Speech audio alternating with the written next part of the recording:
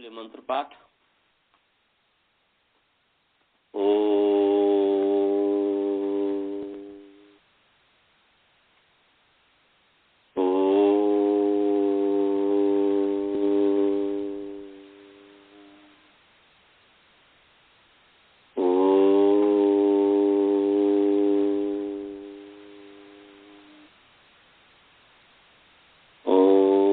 सहनावतु सहनौ भुनक्तु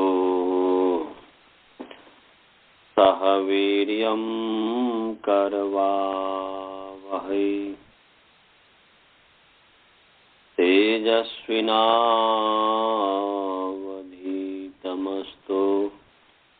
मा विद्विषावहै। येन धौता गिरः पुंसाम् विमलैः शब्दवारिभिः समश्चाज्ञानजं भिन्नम् तस्मै पाणिनये नमः। वाक्यकारं वरुरुचिं भाष्यकारं पतञ्जलिं पाणिनि सूत्रकारं च प्रणतोऽस्मि मुनित्रयम्। ॐ शान्तिः शान्तिः।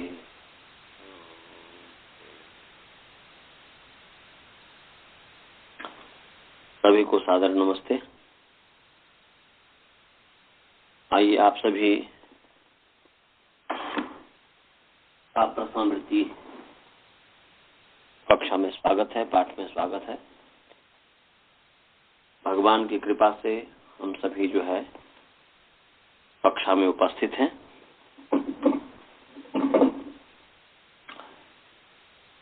और भगवान की कृपा से हमने जो है ईश्वर की कृपा से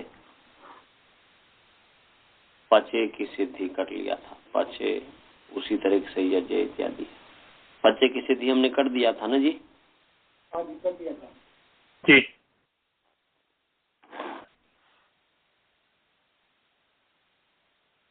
आज जो है देवेंद्र की सिद्धि करेंगे। क्या करेंगे जी?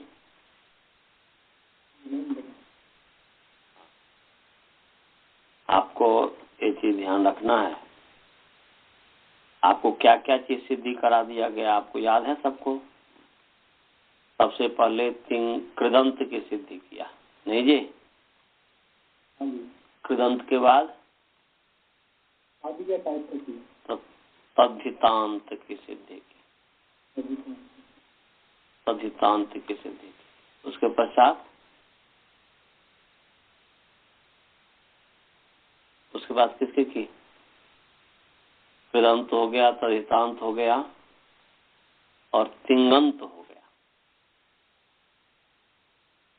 कृदंत, तद्धितांत, तिंगंत और अब समास की सिद्धि करेंगे। तो इतने ही तो है, इससे बाहर तो कुछ है ही नहीं। माने जो भी शब्द होगा या तो कोई कृदंत होगा या तिंगंत होगा या तद्धितांत होगा या सुबंत होगा, जो सुबंत होता है, या जो है समास वाला होगा, समासिक शब्द होगा, समस्त शब्द होगा। तो अब जो है हम समास की सिद्धि करेंगे, समास बताएंगे। जैसे है देवेंद्र, तो ये समास है। देवेंद्र जो है समस्त पद है। क्या है जी? देवेंद्र क्या है? समस्त पद है।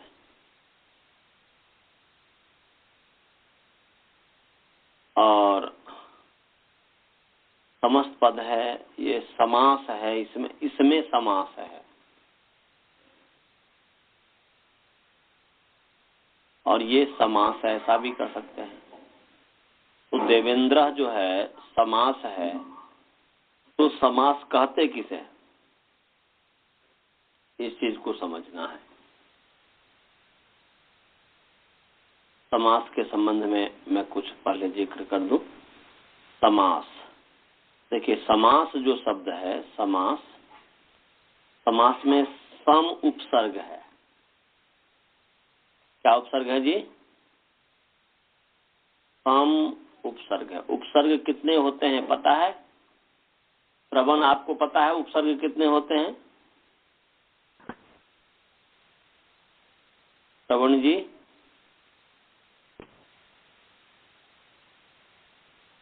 उपसर्ग कितने होते हैं नहीं पता है?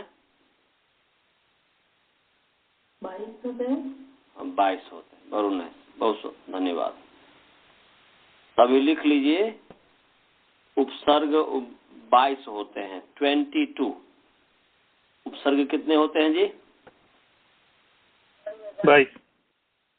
22 होते हैं। 22 द्वाविंशति। वो लिखिए सभी व्यक्ति, जिनको आता है उनके लिए नया पुराना हो जाएगा और हो जाएगा, पुनरावृत्ति हो जाएगी। जिनको नहीं आता उसके लिए नया रहेगा। लिखिए प्र, कॉमा, सब में कॉमा लिखते जाएंगे। प्र, कॉमा, परा, प्र, परा, मैंने प रो में कर रा, परा, प्र, परा, कॉमा। सब में कॉमा, मैं जब बोलते जाऊंगा तो फिर उसमें कॉमा अपने आप देते जाएंगे, बार बार मैं कॉमा नहीं बोलूंगा। प्र, परा, अप, प्र, परा, अप, सम,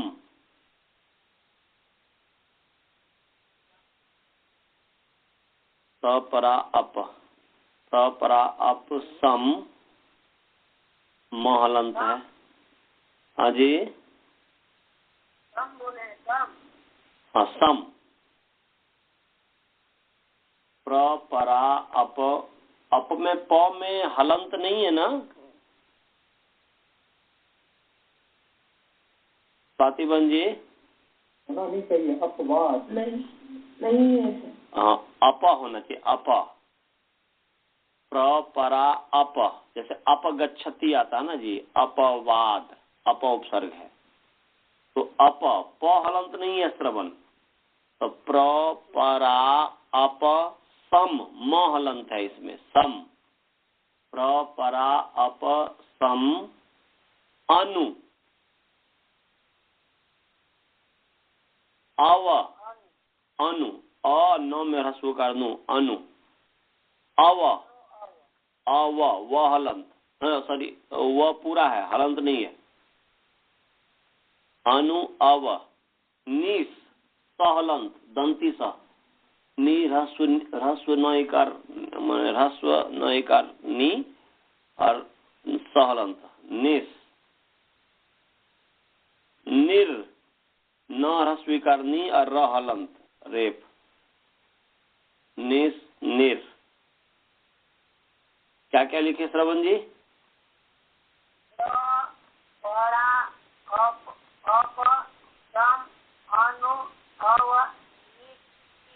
निस में तालव्य सुनिए, निस है, स, निस, निश, हाँ दंती सा, निश नहीं, निस, सीटी बजाने वाला सा, क्या होगा? निस, निर, प्र, परा, अप, सम, अनु, अव, निस, निर, दूर, दूर,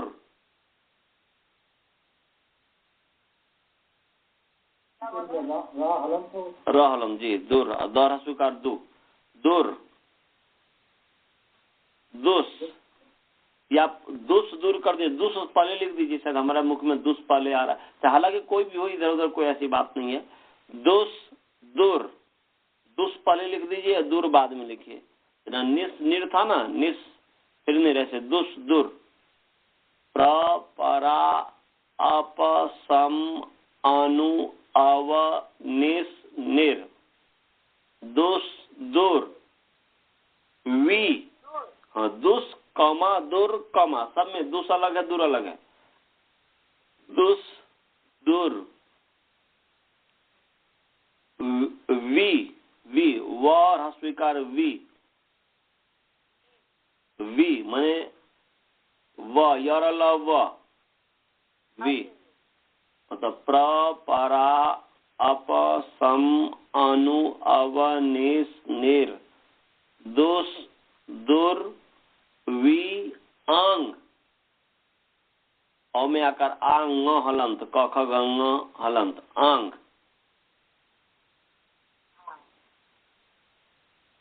वी आंग नी, आंग आंग, हाँ वी आंग, वी आंग प्रपरा अपसम अनुअब निर्दोष दुर वी आंग नी, नी अधि अति अपि, नी नॉन स्वीकार नी, अधि अधर स्वीकार धी, नी अधि, नी अधि अति, अतर स्वीकार थी, अति और अपि, अ और पर स्वीकार पी, अपि, नी अधि अति अपि। लिख लिया? क्या लिखा? नी अधि अति अपि। क्या लिखा? नी अधि अति अपि। अति मुख गोला करके मत करो बंगाली जैसे। नी अधि अति अपि, नी अधि अति अपि। और इतना लंबा क्यों करते हो, दीर्घ क्यों करते हो? नी अधि अति अपि, नी अधि अति अपि। हाँ ये अब ठीक है। अधि अति अपि एक तो गलत है, बंगाली जैसे नहीं बोलना है और लंबा नहीं बोलना, दीर्घ हो जा रहा है। तो नी अधि अति अपि क्या है? नी अधि अति अपि। समझ के सु दंती सौ में रसूकार सु, सु उत, उ अत हलंत उत, सु उत, यदि यदि सु उत अभी, अभर स्वीकार भी अभी, अधि दो बेर है, दो बार है। नहीं अभी भ अभी, अभी लिख लिया? सूत अभी प्रति,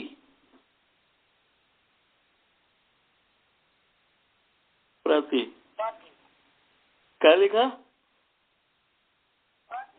पति नहीं, प्रति प्रति, प्रति। परि, प र स्वीकार प्री, परि, सु उत अभी प्रति परि, उप, हाँ उ अप, उप। कितने हुआ गिनो? 22 हो गए ना? गिन लिया श्रवण जी? 22 हो गया। 22 हो गया। आप आगे लिख दिए उपसर्गाः,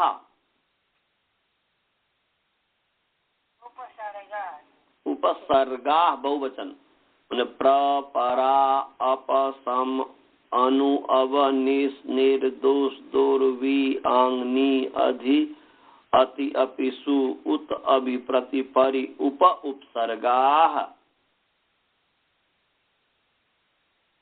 समझ गए जी? तो प्राद, हाँ बोलो।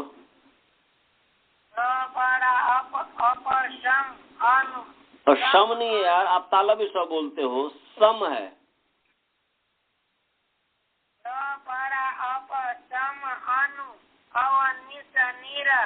निस निर ने र हलंत है, निस निर नहीं है, निस निर, हाँ निस सहलंत निर र हलंत, निस निर, हाँ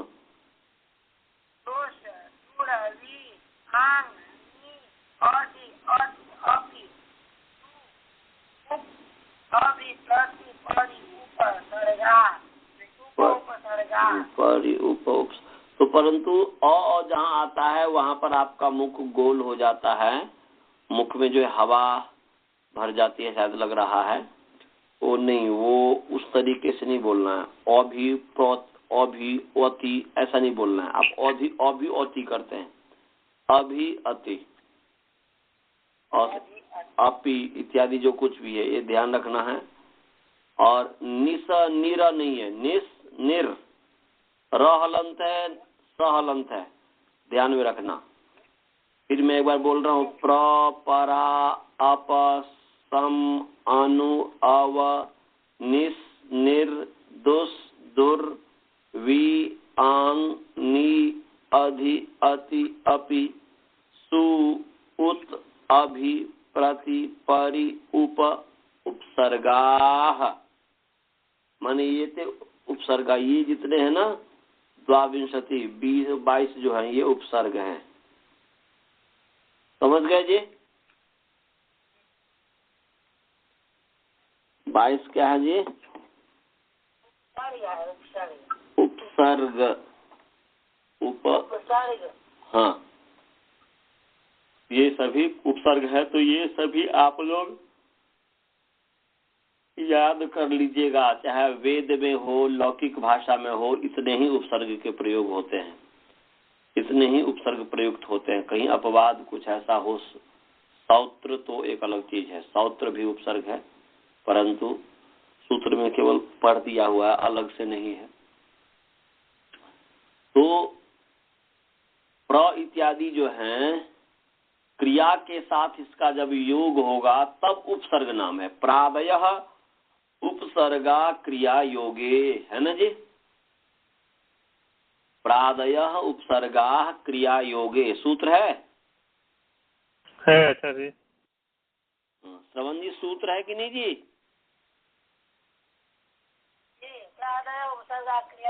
तो क्रिया योगे प्रादयः उपसर्ग संज्ञका भवन्ति, बहुत सरल है। प्रादयः अकारांत इकारांत पुंलिंग प्रादि शब्द प्रथमा व्यक्ति बहुवचन है।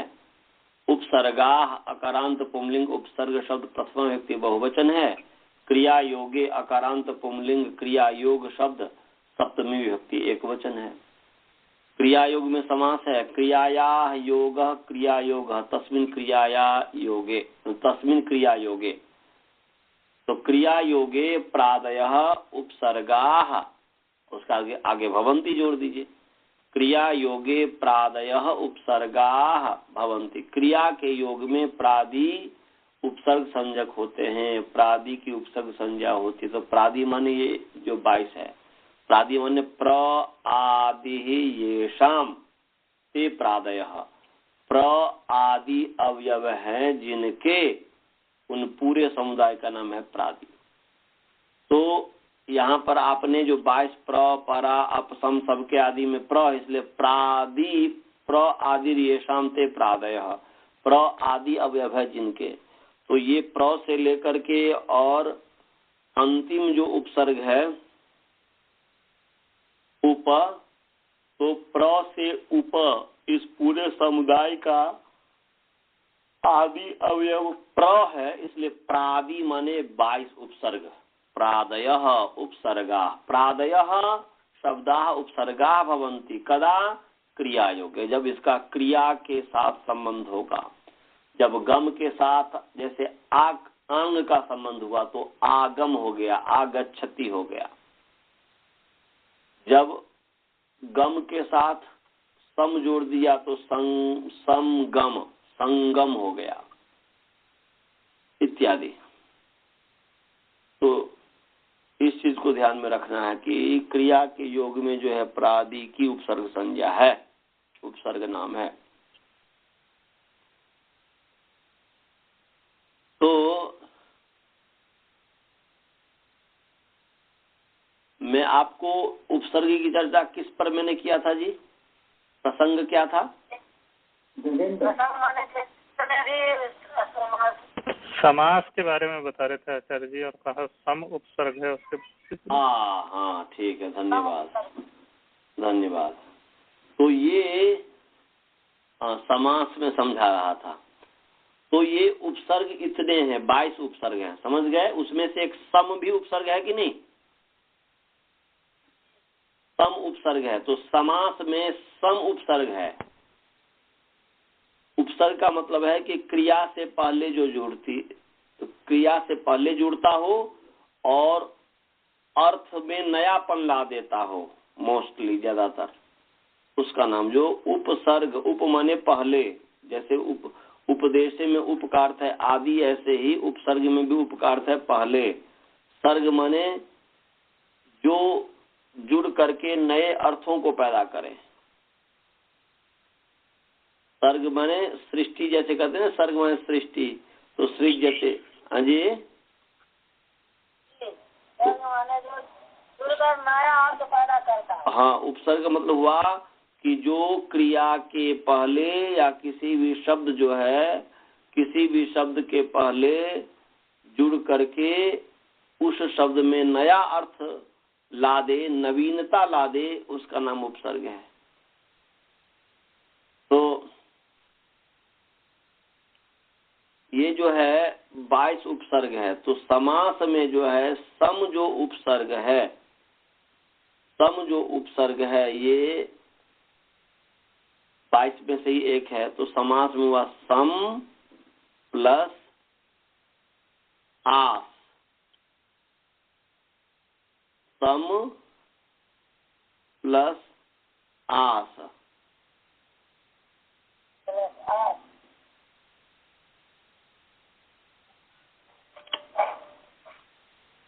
तो सम उपसर्ग है और आस माने अस धातु है वैसे, और अस से घई किया तो क्या बन जाएगा जी अनंत जी? समास घय प्रत्यय करेंगे तो समास आस बनेगा सर। आस, वेरी नाइस। सम उपसर्ग पूर्वक, इसमें आंग भी उपसर्ग है। क्या है? सम है, आंग है। 22 उपसर्ग में से एक आंग भी है ना जी? है आचार्य जी। हाँ, 22 उपसर्ग जो अभी मैं आपको लिखाया उसमें से आंग उपसर्ग है कि नहीं? श्रवण जी, आंग उपसर्ग है कि नहीं उस 22 उपसर्ग में जो लिखाया हूं मैं? हाँ, उसमें है, इसमें है आंग उपसर्ग है जी। हाँ, तो वही है। समास में सम उपसर्ग पूर्वक सम प्लस आंग प्लस अस प्लस घई, ऐसा है। आचार्य जी, हाँ, ये भावे क्या है सर? क्या चीज? क्या बोल रहे हैं? भाव में घई पूछ रहे हैं? हाँ, तो भाव में ही तो घई है ना। समास में सम उपसर्ग है, आंग उपसर्ग है और अस धातु है, असभुवी अस धातु है और घई प्रत्यय है। क्या है श्रवण बोलो? समास में क्या क्या है?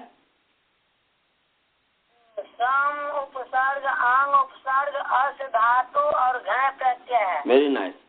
अस धातु और घई प्रत्यय से मिलकर के क्या शब्द सिद्ध होगा? समास है? केवल अस की बात मैं कर रहा हूँ। अस प्लस घई,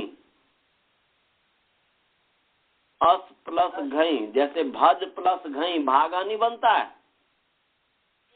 तो अस प्लस घई आस, आस। भज प्लस घई भाग, अस प्लस घई आस। समझ में आया? अस प्लस घई आस। अब मिला दीजिए, सम आ आस, आ और आसा मिल गया, अका शब्द दीर्घ, तो आसा बन गया, आ मिलके आ हो गया, और सम में मिला जाए समास, असू ला करके विसर्ग लाएंगे समास, ये बन गया। समझ गया जी? जी।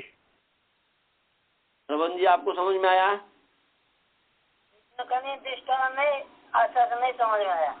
नहीं समझ में आया? एक मिनट तो मैं बोल रहा हूँ समास शब्द की सिद्धि कर रहा हूँ यार, नींद बहुत आ रही है। समास, सम उपसर्ग है, आंग उपसर्ग है, अस धातु है और घई प्रत्यय है।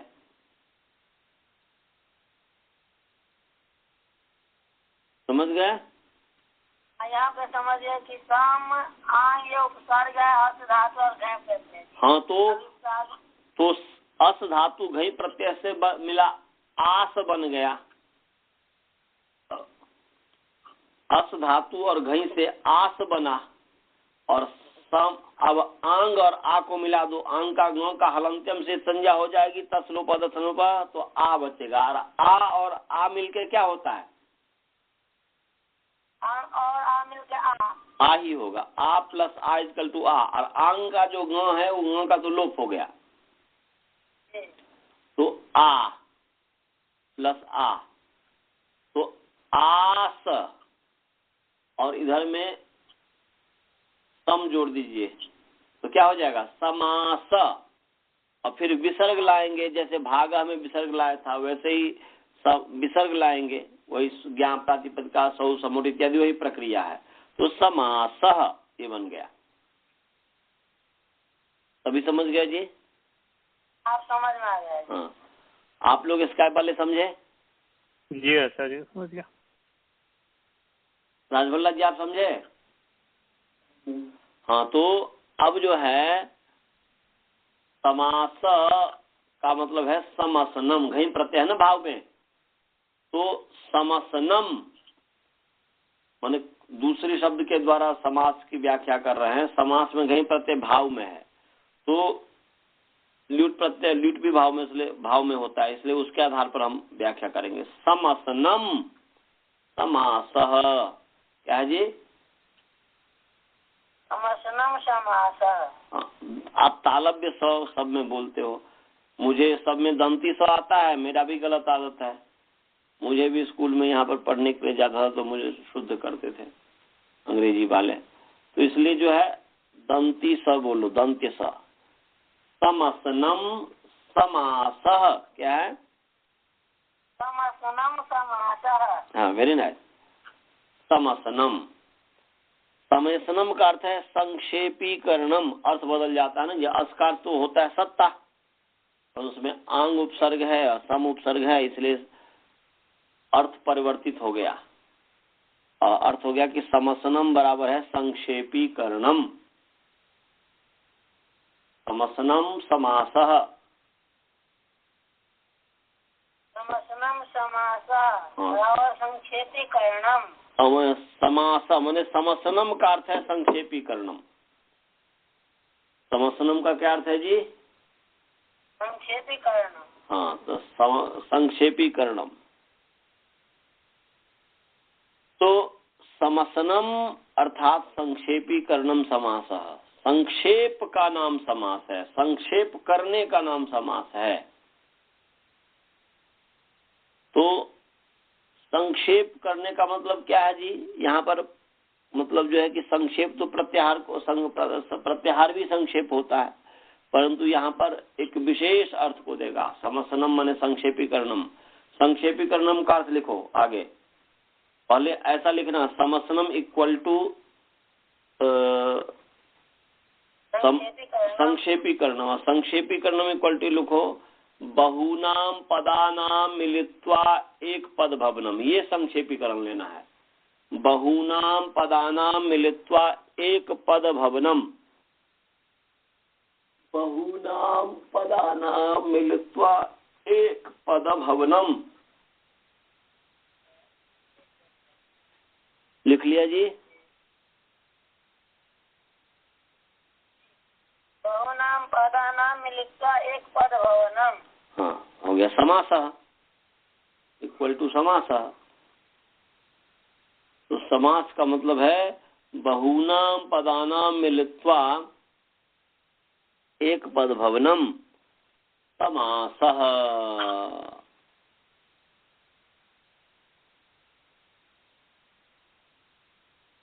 बहूनाम पदानाम मिलित्वा एक पद भवनम माने संक्षेपीकरणम का अर्थ है ये, माने अनेक पदों को मिला करके एक पद होना। अनेक बहूनाम पदानाम मिलित्वा एक पद भवनम, अनेक पदों को मिलाकर एक पद होना समास है। तो देवेंद्र में देवानाम इंद्र, देवानाम और इंद्र, दो पदों को मिला करके एक पद हो गया। दोनों पद मिलकर एक बहुनाम पदानाम मिलित्वा मने अनेक पदों, बहुत सारे पदों को मिलाकर या बहुत सारे पदों मिलकर एक पद होने का नाम, मिलाकर एक पद होने का नाम समास है। तो यहाँ पर देवेंद्र में दो पद है, एक देवेंद्र पद है, दूसरा इंद्र, पहला एक देव पद है, दूसरा इंद्र पद है। तो दो पदों को मिलाकर के एक पद कर दिया गया देवेंद्र, तो देवेंद्र समास है। समझ गए जी? देवेंद्र समास है। समस्त पद है, इसमें समास है, समास है।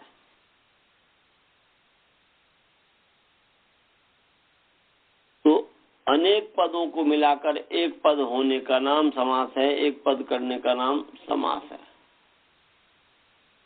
अब जो है समास मुख्यतया चार प्रकार के होते हैं। समास मुख्यतः कितने प्रकार के होते हैं जी? चार प्रकार के होते हैं। अव्ययी भाव अष्टाध्यायी क्रम से। अव्ययी भाव पहला नंबर, तत्पुरुष दूसरा नंबर, बहुव्रीहि तीसरा नंबर और द्वंद्व चौथा नंबर। माने अव्ययी भाव, तत्पुरुष, बहुव्रीहि,